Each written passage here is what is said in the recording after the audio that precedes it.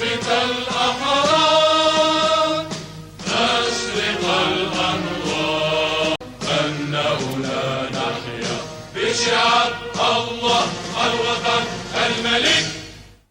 ne veut strictement rien dire.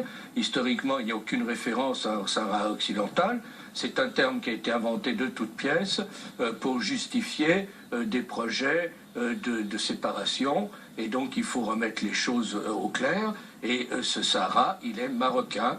Le conflit n'est pas un conflit du Sahara occidental, c'est un conflit au sujet du Sahara marocain. Et comme nous le disons dans ce livre, c'est un conflit artificiel. Parce que beaucoup, enfin en tous les cas la partie adverse, c'est-à-dire l'Algérie, il faut être clair, puisque le Polisario séparatiste n'est qu'un pantin entre les mains de l'Algérie, et les complices, c'est-à-dire des groupes idéologiques qui sont des nostalgiques de la guerre froide, entretiennent une fiction, qui est une fiction incroyable, qui est celle de la décolonisation ne serait pas terminée dans ce territoire. Or, la décolonisation, elle a été terminée en 1975-1976. Un conflit sur lequel les Nations Unies n'ont pas vraiment de prise, selon l'auteur. La MINURSO n'a plus aucune raison d'exister.